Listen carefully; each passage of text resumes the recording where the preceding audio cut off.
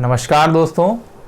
तो जैसा कि आपको पता है कि अपन ट्रिग्नोमेट्रिक रेशियो पढ़ रहे थे और उसमें अपन ने कुछ क्वेश्चंस लास्ट क्लास तक ट्राई किए थे और आज जो हम पढ़ने जा रहे हैं वो हम पिछली क्लास के ही क्वेश्चंस को कंटिन्यू कर रहे हैं और इसके बाद हम कन्वर्जन पढ़ेंगे कि अगर साइन थीटा दिया है तो हम कॉस थीटा में कैसे स्विच कर सकते हैं या कॉस थीटा दिया है तो हम साइन थीटा में कैसे स्विच कर सकते हैं।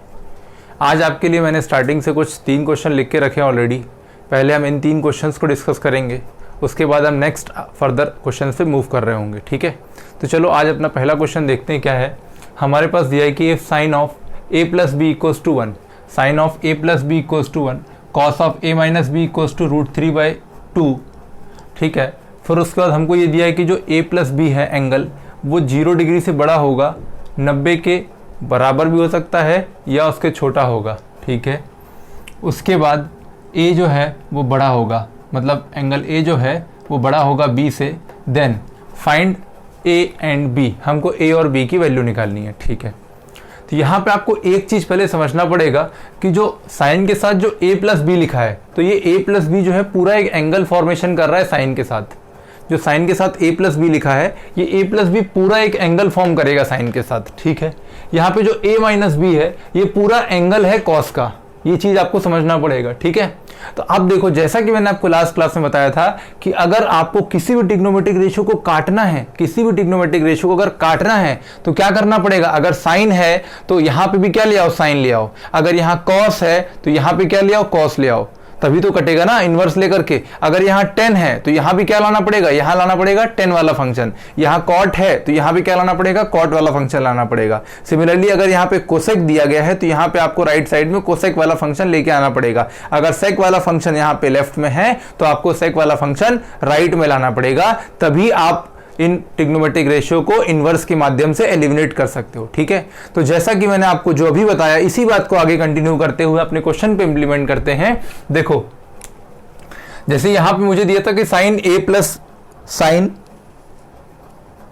प्लस बी इक्वल्स टू 1 दिया है, तो मुझे ये सोचना पड़ेगा कि साइन की किस वैल्यू पे, साइन के किस वैल्यू पे। देखो जब मैं बोल रहा हूं कि साइन के किस वैल्यू पे, मतलब मैं बात कर रहा हूं साइन ऑफ थीटा के, मतलब साइन ऑफ थीटा की बात कर रहा हूं कि थीटा की किस वैल्यू पे आंसर 1 आता है। तो मुझे याद होना चाहिए ट्रिग्नोमेट्रिक टेबल कि साइन ऑफ 90 डिग्री कितना होता है, 1 होता है। दैट मीन्स मैं यहां पे लिख सकता हूं कि जो मुझे दिया था साइन a प्लस बी, ये मेरा सोल्यूशन है, इक्वल्स टू 1 दिया है, तो मैं इसको ऐसा लिख सकता हूं sine a plus B equals to sine 90 degree. भाई साइन 90 डिग्री की वैल्यू कितनी होती है, 1 होती है। अब मैं यहां पे लिख पा रहा हूं कि a प्लस बी बराबर साइन इनवर्स साइन 90 डिग्री। ठीक है, अब ये क्या होगा, ये फंक्शन पूरा मिलके कितना आंसर आ रहा होगा, 90 डिग्री। तो मेरे पास a प्लस बी की वैल्यू कितनी आ गई, 90 डिग्री। इक्वेशन नंबर 1 इसको रखो। ठीक है, अब हम ये वाले फंक्शन को लेते हैं। मुझे दिया था कि cos of a minus B बराबर दिया था √3/2। तो अब मुझे ये सोचना पड़ेगा कि कॉस के किस थीटा वैल्यू पर मुझे √3/2 मिल सकता है। तो आपको याद होना चाहिए कि कॉस 30 डिग्री होता है √3/2, कॉस 30 डिग्री होता है √3/2। तो अब मैं यहाँ पे पुट कर सकता हूँ, देखो ये होगा cos a minus B equals to होगा कॉस 30 डिग्री। उसके बाद जब सॉल्व कर रहे होगे तो कॉस, देखो यहाँ पे a माइनस बी बराबर क्या बच रहा होगा, कॉस इनवर्स कॉस 30 डिग्री। यहाँ से जो फंक्शन का आंसर आ रहा होगा वो 30 डिग्री आ रहा होगा, किसकी वैल्यू, a माइनस बी की। तो देखो a माइनस बी की वैल्यू कितनी आई है, 30, और a प्लस बी की कितनी आई है, 90। ठीक है, तो अगर मैं इसको इक्वेशन नंबर 2 नाम दे दूं, इसको इक्वेशन नंबर 2 नाम दे दूं, अब मैं क्या करता हूं, अब मैं अगर इक्वेशन नंबर 1 और इक्वेशन नंबर 2 को थोड़ा ध्यान से देखता हूं। मैं अगर इक्वेशन नंबर 2 और इक्वेशन नंबर 1 को थोड़ा ध्यान से देखते हैं तो इक्वेशन नंबर 2 जो है वो a minus B equals to 30 degree लिखी है, और इक्वेशन नंबर 1 जो है वो a प्लस बी बराबर 60 डिग्री लिखी है। अब मुझे एंगल a और b की वैल्यू निकालनी थी, a और b की निकालनी थी, तो मैं क्या करूँ, सिंपली दोनों इक्वेशन को ऐड कर दूँ। मतलब कि एडिंग, मतलब मैं यहाँ पे देखो ये इक्वेशन नंबर 2 थी, ये इक्वेशन नंबर 1 थी, तो adding equation 1 and 2, adding equation 1 and 2, 1 और 2 का ऐड कर दो। तो जब ऐड कर रहे होगे तो देखो क्या होगा, एडिशन हमेशा लेफ्ट पार्ट से ऐड होता है, राइट पार्ट से ऐड होता है। तो क्या हो रहा होगा, देखो a माइनस बी, मैं यहाँ लिख देता हूँ पहले, बराबर 30, और a प्लस बी बराबर कितना है, 90 है, सॉरी ये 90 है, हाँ 90 है, ये कितना है, 90 है। जब ऐड कर रहे होगे तो कितना आ रहा होगा, b से b कैंसिल हो रहा होगा, ट्वाइस ऑफ a बराबर कितना आ रहा होगा, 90 प्लस 30, 90 प्लस 30 कितना होता है, 120। तो a की वैल्यू कितनी आ गई, 120 डिवाइडेड बाई 2, a की वैल्यू कितनी आ गई, 60 डिग्री। a की वैल्यू 60 है। आप क्या करो, ये जो a की वैल्यू 60 डिग्री आई है वो आप इन दोनों में से किसी भी इक्वेशन में पुट कर दो तो आपको b की वैल्यू मिल जाएगी। आप क्या करो, putting the value of a in equation 1। Equation 1 में हम a की वैल्यू पुट कर देते। a की वैल्यू कितनी आई है, 60, तो 60 डिग्री प्लस एंगल b बराबर कितना है, 90 डिग्री। तो b बराबर कितना आ जाएगा, 90 डिग्री माइनस 60 डिग्री, तो b बराबर कितना आ जाएगा, 30 डिग्री।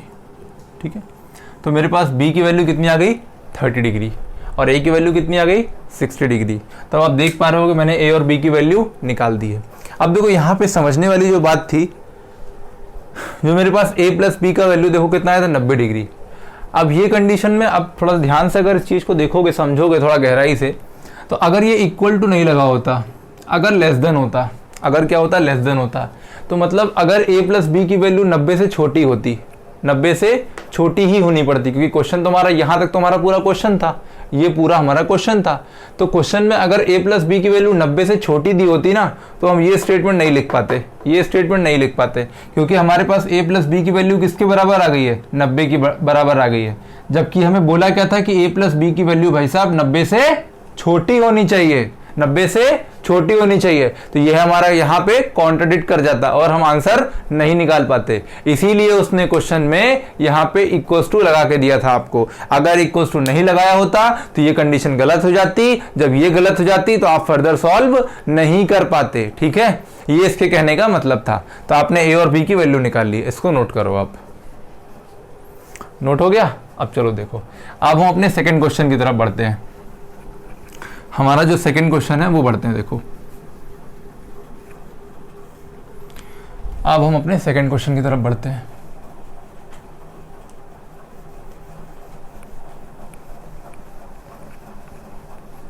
देखो हमारा सेकंड क्वेश्चन क्या बोल रहा है। हमारा सेकंड क्वेश्चन ये बोल रहा है कि गिवन दैट, हमको गिवन है कि साइन ए प्लस बी बराबर sine A into cos B plus cos A into sine B. अब देखो यहाँ पे एंगल है, ए और बी क्या है, एंगल है। अब ये एंगल की वैल्यू कुछ भी हो सकती है। ठीक है, अब हमसे पूछा क्या है, हमसे पूछा है कि साइन 75 डिग्री की वैल्यू बताओ। तो भाई साहब बात तो याद आनी चाहिए कि आप बोलो कि भैया सर आपने हमको जो वैल्यू बताई है अभी तक वो केवल 0 डिग्री, 30 डिग्री, 45 डिग्री, 60 डिग्री और 90 डिग्री पे बताई है। सर आपने ये 75 डिग्री तो बताई ही नहीं है, तो हम कैसे निकालेंगे। ठीक है ना, तो आपकी बात भी सही है, हम कैसे निकालेंगे। तो इन क्वेश्चन को करने के लिए ही मैंने ये वाला क्वेश्चन लिया है कि आपको अगर ये 75 डिग्री की वैल्यू निकालनी तो आप कैसे निकाल सकते थे, आप क्या सोच सकते थे। अब यहाँ पे देखो, अगर इस क्वेश्चन को थोड़ा ध्यान से पकड़ोगे तो क्या दिया, मुझे दिया है कि sine of A plus B, sine of A plus B बराबर दिया है मुझे sine A into cos B plus cos A into sine B. यही ना दिया है मुझे, यही तो दिया है मुझे।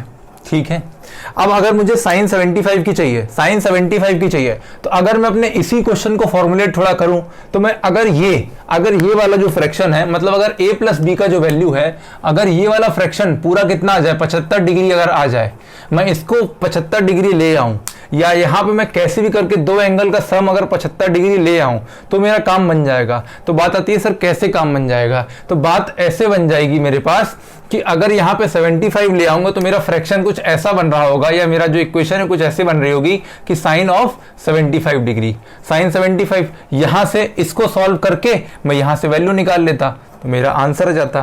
तो बात आती है कि हम कैसे करें, साइन 75 हम कैसे निकालें। ठीक है, तो अब ये 75 करने के देखो हमारे पास कितने ऑप्शन है, देखो जरा ध्यान से सुनना। 75 करने के कितने ऑप्शन है। अब आप बोलोगे कि दो नंबर का एडिशन, जैसे मैंने बोला a प्लस बी दो नंबर है, तो दो नंबर का एडिशन 75 है। तो आप तो कितने भी नंबर ले सकते हो, आप तो कितने भी नंबर ले सकते हो। आप इसको 1 डिग्री ले लो, इसको 74 डिग्री ले लो, तब भी काम चलेगा। इसको 2 और इसको 73 ले लो, तब भी काम चल जाएगा।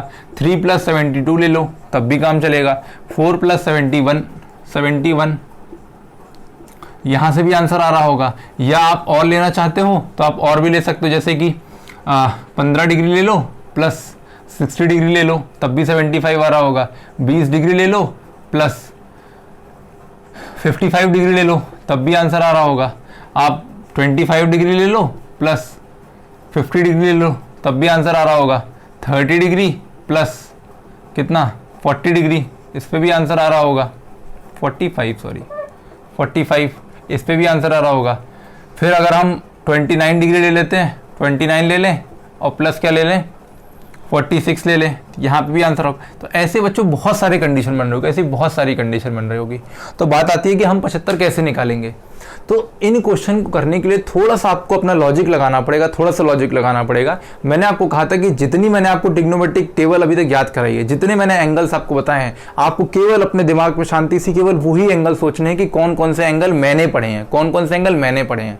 तो मैंने कौन कौन से एंगल पढ़े हैं, मैंने पढ़ा है 0 डिग्री, 30 डिग्री, 45 डिग्री, 60 डिग्री और 90 डिग्री। मतलब मैंने इन 5 एंगल को पढ़ा है, 0 डिग्री, 30 डिग्री, 45 डिग्री, 60 डिग्री और 90 डिग्री। इसके अलावा मैंने नहीं पढ़े हैं। तो जब मैंने नहीं पढ़े हैं तो एंगल होते ही नहीं है। जब मैंने नहीं पढ़े हैं तो इस इनिशियल लेवल पे होते भी नहीं है, उनको सोचना भी नहीं है।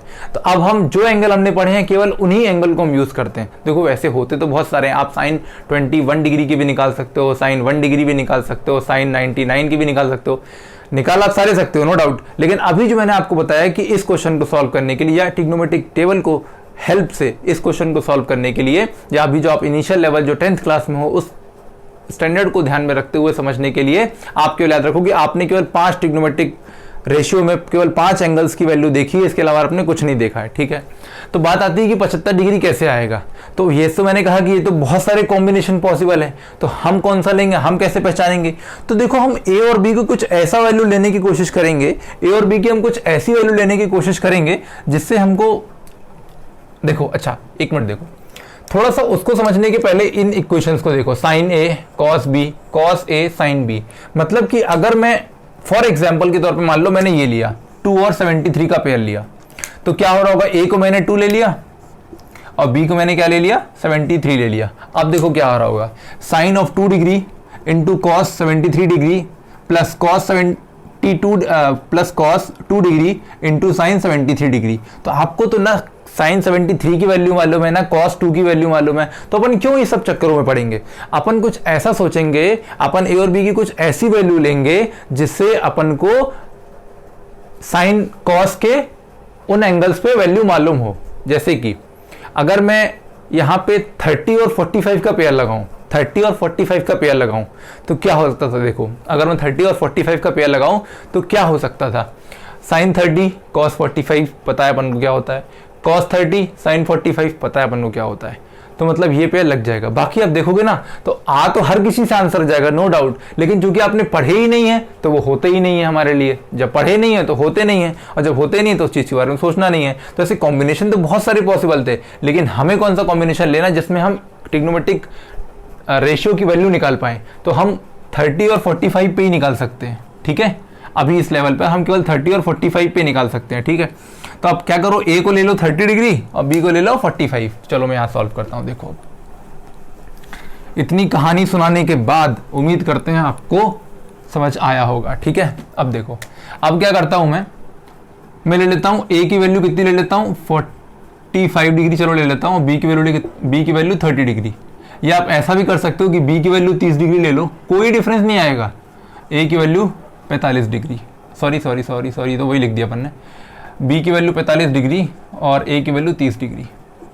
दोनों से आंसर आएगा, मैं दोनों से करके दिखाता हूँ आपको। देखो यहाँ कितना हो जाएगा, sine A plus B, A की वैल्यू 45 प्लस 30, यहाँ कितना हो जाएगा sine 45 into cos 30 plus cos 45, ये डिग्री लगा लेना है ना सब में, इंटू साइन 30।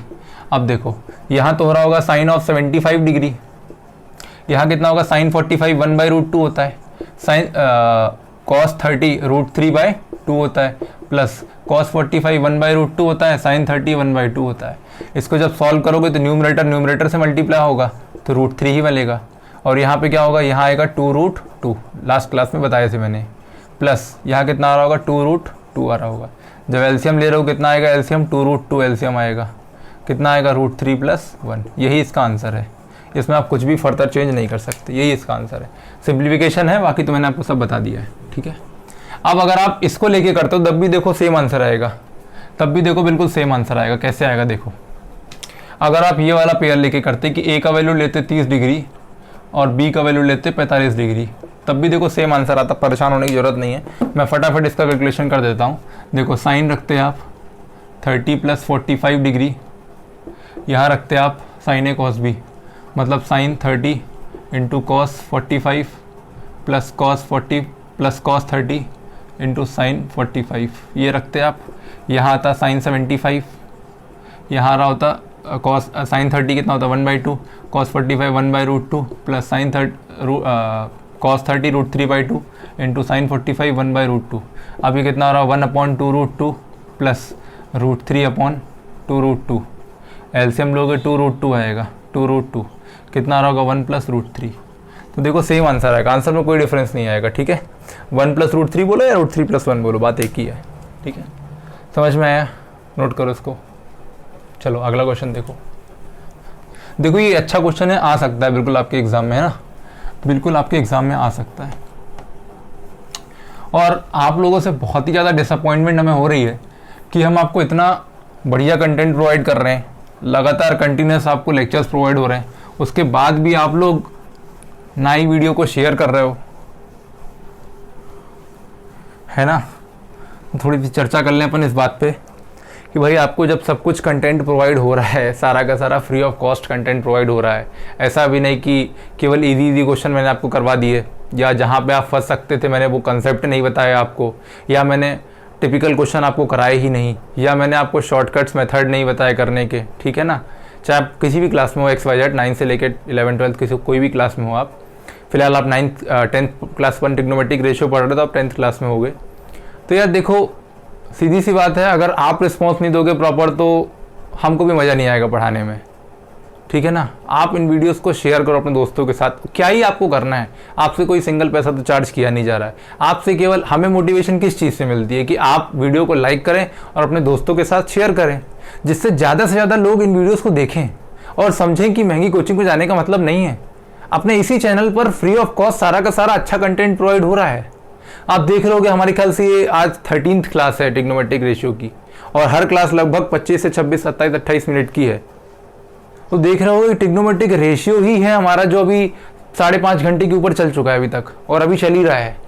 अभी मुश्किल से मुझे लगता है कि 4 से 5 क्लास और लगेंगी इसको, या ज़्यादा भी लग सकती हैं। तो 5.5 घंटे 6 घंटे पढ़ाने के बाद भी अभी हमारा चैप्टर कंप्लीट नहीं हुआ, इसमें हमको कम से कम अभी 3 से 4 घंटे और लगेंगे। इतना गहराई में जाके हम चीज़ों को समझ रहे हैं, उसके बाद भी आप लोग ना वीडियो को शेयर कर रहे हो, ना प्रॉपर एक लाइक दे रहे हो, सपोर्ट कर रहे हो, क्योंकि हमको उससे मोटिवेशन मिलता है कि हाँ हम जो बात आप तक पहुंचाना चाह रहे हैं वो आप समझ रहे हो चीज़ों को। अपने दोस्तों को बताओ, शेयर करो। आपके अगर बड़े भाई बहन हैं तो उनके लिए भी क्लासेस चल रही हैं, आपके छोटे भाई बहन हैं तो 9th क्लास की भी क्लासेस चल रही हैं, 11 12 की भी क्लासेस चल रही हैं, सबको बताओ। आपने अपना स्टेटस भी लगाओ कि भैया यहाँ पे क्लासेस चल रही हैं फ्री ऑफ कॉस्ट, आप आके पढ़ें, है ना। तो सभी का फ़ायदा होगा, क्योंकि हम कोई आपसे चार्ज तो कर नहीं रहे हैं।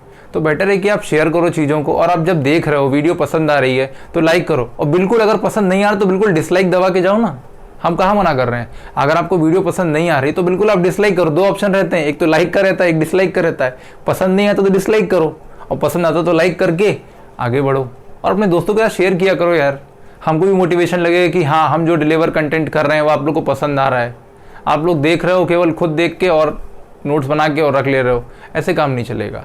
आपको ज़्यादा से ज़्यादा चीज़ों को फैलाना पड़ेगा, अदरवाइज़ क्या है, फिर महंगी महंगी कोचिंग्स में जाके अच्छा खासा पैसा दोगे और फिर लास्ट में होना कुछ नहीं। लास्ट में जब हमारे वीडियो खोल के देखोगे तो आपको लगेगा कि हमने तो उनसे अच्छा कराया है, उनसे हमने 1% कम नहीं रखा है, तो आपको लगेगा कि काश हमने पढ़ लिया होता या हमने दोस्तों को बता दिया होता, ठीक है ना। तो प्लीज़ यार तुम लोग शेयर किया करो वीडियो को, ठीक है।